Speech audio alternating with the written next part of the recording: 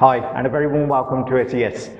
Today, as I touched on in my previous video, I would like to talk to you guys in a bit more detail regarding those students in India that want to study in Australia, and I'll be going through a few step-by-step points in the procedures and requirements involved in making a successful application to study in Australia. First, I'll just touch on the basic eligibility requirements for Australia, and I'll break this up into two. One's the ideal candidate and one's the not so ideal candidate, as you may say, which comes with an inherent risk in applying. Okay, so first and foremost, for an ideal candidate, so we'll start with those students that want to apply for an undergraduate course. So for that, for example, they want to go on a diploma or a degree in Australia. For that, you need to make sure that your Ielts is at 6 bands and nothing below 6, or the same equivalent in PTE. Okay. Secondly, your last education, so your senior secondary or your 1 or 2 year diploma, has a recent pass out. So for example, it will be 2021 or later. Okay, and that will be your ideal requirements if you're looking to study on a undergraduate course in Australia. Those of you looking for a postgraduate route in Australia, you'd need to make sure that your Ielts is at 6.5 and nothing lower than 6 in each module, and your PTE equivalent of the same. Okay, and once again, you need to make sure that your most recent education, so your graduation, must have happened in 2021, ideally, or later. Okay. And for both of this, so if you're looking at the undergraduate courses, you need to make sure that your last education and your senior secondary education, your score percentages, you're probably looking at, you need to make sure that your overall marks are at 55% and above. Ideally, we do recommend that students have a stronger chance if it's 60% and above. Okay, and that includes in your core subjects as well. So your core subjects must be 55% and above, and an average of 60% or above is what we recommend. And the same could be said for postgraduate course applicants. So if you've just finished your degree, you need to make sure that you're looking at 60% percentage marks and above. Okay, that pretty much covers what we'd say as an ideal candidate. So if a student comes to us, these are the first questions we would ask. Now we do have the not so ideal candidate. So we do sometimes get a candidate where, for example, applying for an undergraduate course, they may have an Ielts score of 6 bands overall, but probably got one module with 5.5. Now for that, the first response would be, it's sometimes better to reapply for your Ielts and do that again, because that takes about a month. And if you've only just slightly missed the mark, so i.e. if you've only just got 5.5 and the rest of them you got 6.5, it's sometimes easier to redo that, because the difference in applying for a student visa with an overall mark of 6 and no bands lower than 6 is significantly better than applying for it with 6 and having one module with 5.5. Now, the only exception we would take on this would be if, for example, a student is time constrained, or if the student has retaken the examination a few times and it's just one of those unlucky factors where it happens sometimes genuinely with the student, and you can pick this up with the student. When we talk to the student, we understand it's not so much academically that they're probably struggling, it's just one of those draw of the luck things, where they've sat the test 2 or 3 times and each time they've just failed to hit the mark on 1 or 2 modules every now and then. So that's the only time we would say take the risk, but 9 times out of 10 we would say redo your Ielts. The exception being if it's been attempted 2 or 3 times. But if there's any marks for an undergraduate, for example, any module lower than 5.5, we kind of point blank do not even take the application on, because we know there's a very high likelihood of that applicant not being successful for Australia, and we do have alternatives that we may sit down with the student and explain and discuss. But sometimes, for whatever reason, some people do not want to be told or do not want to hear this. and they do still intend on applying, but we don't proceed with that because we don't believe in leading our students down a false avenue. But that's a different topic for a different day. Okay. The other thing maybe, for example, your senior secondary marks, you've got 60%, but in one of your core subjects, you've probably got 50% marks. Again, we would sit down with the student, we'd look at where those marks were hindered, and if there's any underlying issues for that. Maybe the student had an illness while they were doing the examinations, maybe there were some personal issues that we could say that arose and they meant that there was a slight hit on their academic performance. As long as we've got some documentation or something that can prove that during that time, then that can actually account for those marks being slightly off. And also we would look at the extracurricular activities that the student may have to make up for the lack of marks in the core subjects, that we can show that.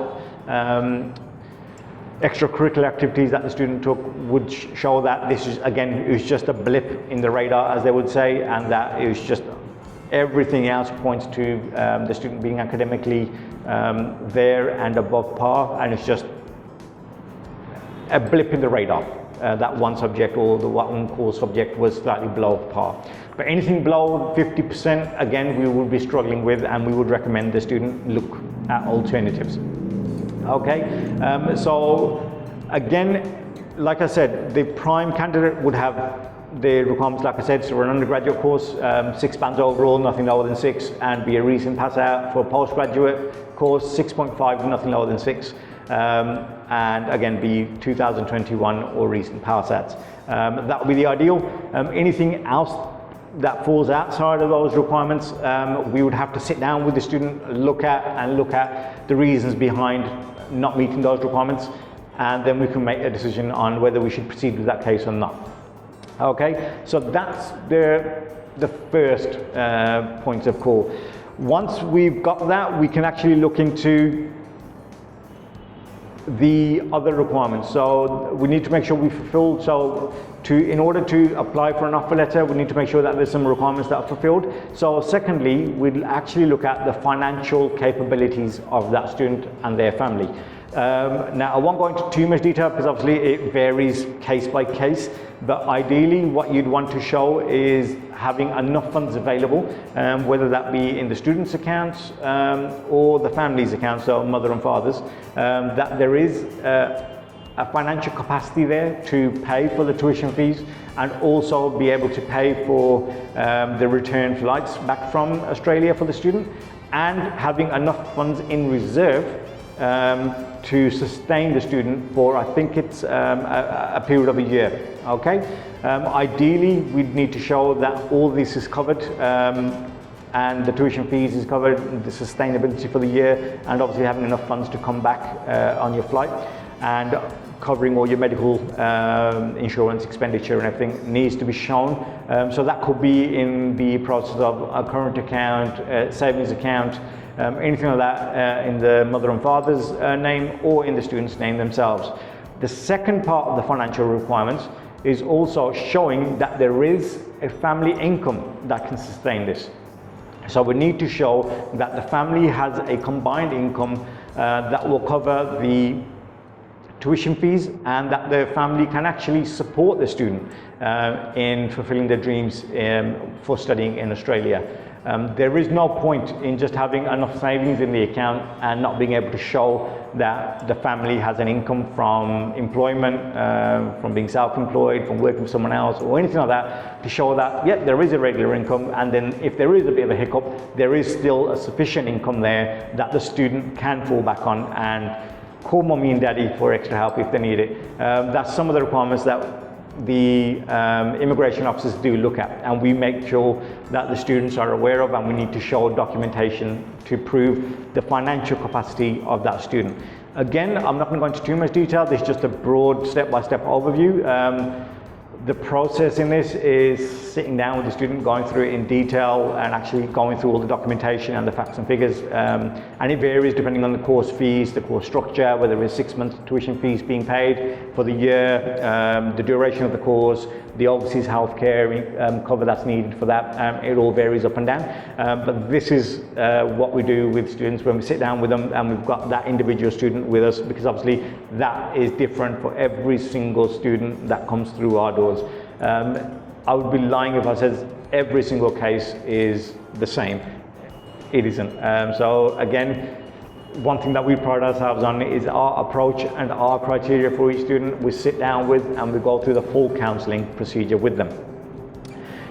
So once we've got the financial details there, we can actually look into then applying for the offer at the university.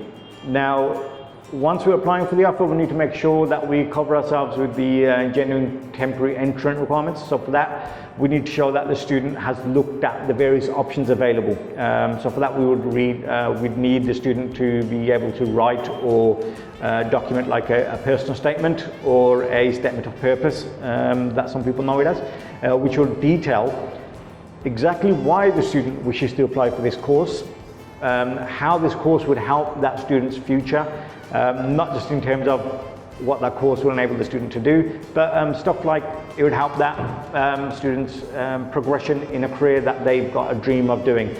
So maybe they've got a dream of working for a multinational company here in South India, for example, and then they need to demonstrate in written form, so in the personal statement, that the student has been doing the previous education, whatever they've done up until this point, and how this degree or this diploma or this post-graduation diploma or degree would help in achieving that student's dream of that end goal job.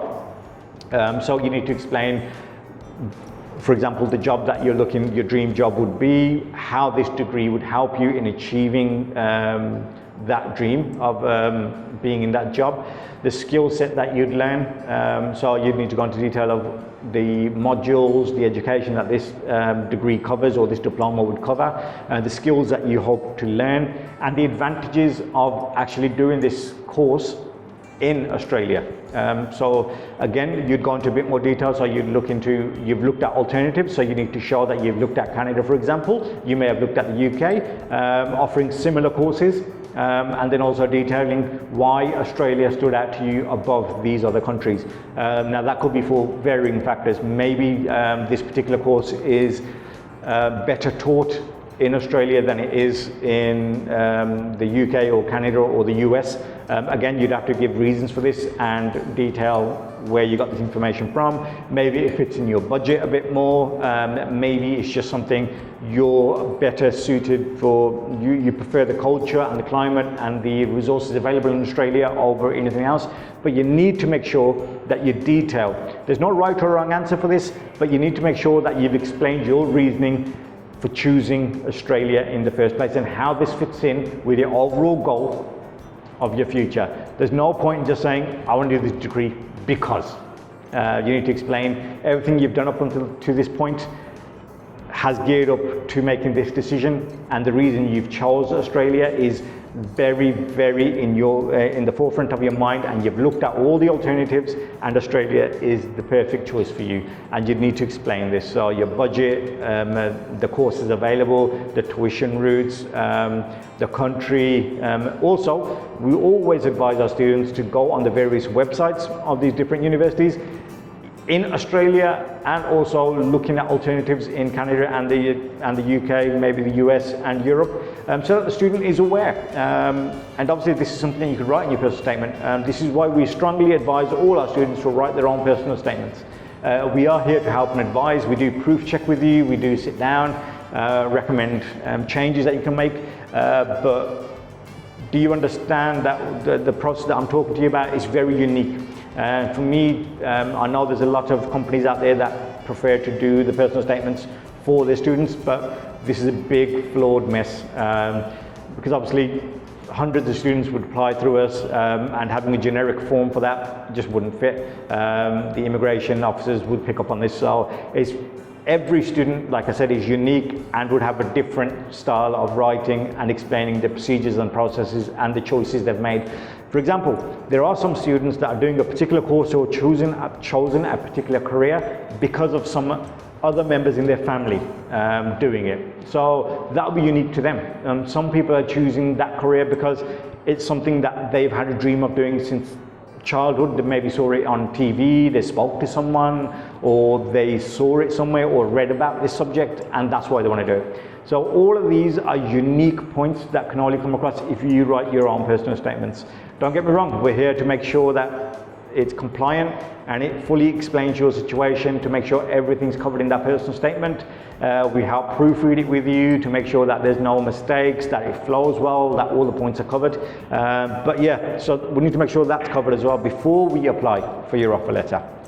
Okay, then generally after that we'll apply for your offer. Once you've applied for your offer, the university sometimes, depending on the university and the courses, there are some medical courses and some higher up courses that the university may actually want to speak to you on the phone. Again, the subjects that are covered, they'll probably just have a bit more detailed talk to you regarding your personal statement. So whatever points they've made in your personal statement is normally what they talk to you on the phone. Again, going over why you wanted to do this course, why you chose this particular university and this course, so you'd explain exactly like you did in the personal statement why you came to the conclusion that you wanted to apply for this course and what you hope to gain from this in the future.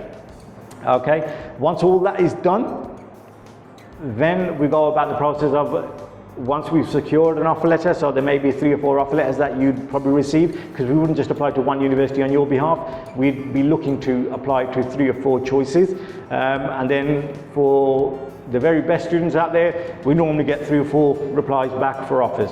Okay, these can be conditional and unconditional depending on the student application and how strong it has been and how compliant it has been with the requirements for that particular university or that college and that course. Okay, after that it would be the step of securing the confirmation of enrollment, the COE. Now each university is slightly different in this, so that would involve making a payment towards the tuition fee. Maybe that's for 6 months, maybe that's for a year, but that depends on the university and is detailed on the offer letter when it's applied. So once we've got the COE, then it's the procedure of making sure that we collect all those documentations that we talked about. So whether that be financial, the reason behind choosing Australia, making sure that we do your medical, to make sure that's all done. It's all done online and it's updated, and also make sure that we've got your overseas health cover, insurance covered. So sometimes that's covered in your tuition fee, but you can actually look at that alternatively as well, so you can apply to standalone insurance companies in Australia. Sometimes that makes better sense financially, because sometimes we can get cheaper quotations from different companies rather than applying directly through the college or the university. But again, we sit down with the student once the offer letter is received, and we can make that calculation based on the offer letter, and we can obviously look online and see what alternatives to that policy there are.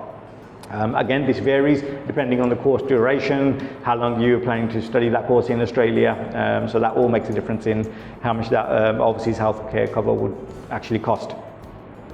And then after we've received the COE, so after we've made we've met the requirements to enable us to receive the COE, so whether that's the part payment, make sure we meet all the conditions in the offer letter. We've got the COE, we can actually begin the process of applying for and submitting the application. Like I said, so the medical should have been done by then. We just need to make sure that all the information is collected, collated, and updated onto the immigration website, and making sure that the application is fully filled out with all the details. It's not as straightforward as I'm making out, but it's hard to explain. But that's when the hard work begins on our end. So from the student's point of view, that's when the hard work kind of ends. Because by then we've got all the information we need off you, we've gone through all the procedures, the processes. Then it's our end to make sure that the forms, the requirements, the procedures are all done successfully and in accordance with what they should be legally, and that's all submitted on your behalf to the embassies. And once that's done, then it's just the procedure of waiting for the decision on your visa application. Okay, so that is pretty much it in a nutshell. It isn't too complicated, it isn't too complex. to explain, but the procedure in doing it, because like I said, I'll reiterate that each applicant's situation is unique. So the collection of this data to making sure the requirements are met, individual circumstances, family circumstances, courses, these are all in-depth details that need to be discussed with the student. Now the procedure for this could take between 1 to 2 weeks, sitting down with the student, meeting the student 3 or 4 times to getting all the information done. And then the little bits and bobs of information that's required can be sent over via email and electronic means like we do today. But we always insist that we at least meet the student and the parents at least 2 to 3 times prior to applying for the offer letter. This is what makes it different to other consultants out there. For us, it's not just about, yep, we'll get you the offer letter and we'll send you on your way. Because those procedures and policies are normally set by people and companies that are more interested in quantity than quality. For us, we need to make sure that every applicant that goes through us is successful. So for whatever reason, we have transparency between ourselves and you guys. So at any moment given in time, if you feel you're not getting what you deserve, you can actually step away from the process, and that also goes for us. So for example, if we're in a situation where we feel you are not being truthful with us, or that you're pushing us to do something that we do not recommend and goes against our policies, we do actually, and we have done, where we've actually refused to take a case on. Because like I said, from your point of view, you need to make sure that you get that visa and you do everything you can possibly to make sure that that's a success. And obviously that's our goal. We need to make sure that we do everything in our power to make sure that once the application is submitted, that you get your visa. Now, if we feel at any point that, hang on, you don't meet the requirements, but we do still get people that are pushing and saying, no, we can, someone else who's done it, we know somebody with similar requirements, they got their visa. We 9 times out of 10 do say, and if we feel that that goes against the requirements and the chances of getting a visa are low, we normally, and we have done, is saying, okay, we recommend you apply through the same person that advises you that this is possible. Because in our experience, and according to our knowledge base, it's not going to be applicable for you, and the chances of you not being granted what you need are very high, and obviously that affects our reputation, and obviously you're going to be unhappy with us if you do not get a successful decision, and it's something that later comes up that we knew about and we didn't say to you that, hang on, I don't think you're going to get the visa. So we like to have a clear conscience, and obviously for us it's all about doing things the right way and transparently. Now, we're not saying 100% visa success rate, because nobody can promise that, but we do everything in our power to make sure that every single one of our applications has the most chance of success. So if we feel that you do not meet the requirements, we do tell our students and our clients, hang on, we do not recommend this, and there are always alternatives. There are always ways to correct that and make sure you meet the requirements. But sometimes students and sometimes their parents are not happy in hearing advice where it means it may take a month later. But sometimes it's the frugal thing to do and the intelligent thing to do. For example, I'll say if someone doesn't meet the Ielts requirement, sometimes it's better to spend that extra month in meeting the Ielts requirement than it is applying with a substandard application. No matter what anyone else says to you, it's better having a overqualified applicant than an underqualified applicant, because at the end of the day, it's an immigration officer that's going to be assessing your application.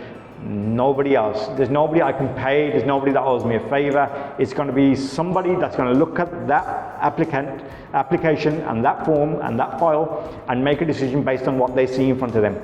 Nothing personal, nothing to do with your backstory, nothing to do with that at all. They're just going to make decisions based on the cold, hard facts that they can see in front of them. Okay? And to stand the best chance of being successful, you need to make sure that the checklist they have to make sure that they check your application meets is the more ticks they can do on that, the more chance they have of finally saying, yes, I believe this applicant is genuine and I'm going to give them a visa. Okay, and that's our job, but we also need your help with that. And that's the reason we're making this video today, is to make sure that the students and the clients are actually aware of the procedures and processes that are involved in applying for studying, in this case, Australia. Again, our offices are always available for you guys, so you can get in touch with us on our social media, and so give us a message on this. Our telephone numbers are available on all our platforms, so you can give our office staff a call, and we'll happily discuss the options available for you guys in a bit more detail. And if it's specifically about the Australia, you can give us a call. Just tell the call operator that you want to talk to someone regarding the Australian study visa option, and they'll put you through to someone that can explain that in a bit more detail with you. And ultimately, again, another a bugbear for me is students and applicants that want to have a decision over the phone. Yeah, I can give you a decision based on what you tell me on the phone, but without actually seeing your documentation and sitting down and talking to you one-to-one, that's a different scenario. So I can tell you on the phone, I can only go by what you're telling me. So sometimes students tell us on the phone something completely different to what they actually show us in paper when they come and see us. So that's why on the phone we can give you a tentative yes or no, but ultimately we do recommend you come and see us face to face, that with your documentation in hand, so we can make an assessment there and then in front of you. And there's no charges for an assessment. It's totally free. We don't tie you in, so it's not a case of you coming and see us and once we've got your documentation we say no, we'll do it. No, we give you the options, we give you the advice, and you're free to make any decision you wish. Okay guys, I hope that's been informative. If there's any other questions that you want me to cover or anything like that at all, you can leave us a message, get in touch. I'll try and either answer that in the questions in the comments below, or if it involves or needs me making another video, I'll make another video to answer those questions for you. Okay guys, stay tuned. We'll bring in another video going through a similar procedure for the UK and Canada. So keep in touch. Make sure you like, subscribe, so you're aware of any new changes and any new videos that we post up, and keep in touch on our socials, and hopefully we'll start your career off in the right direction. Get in touch with us. See you guys soon. Bye bye.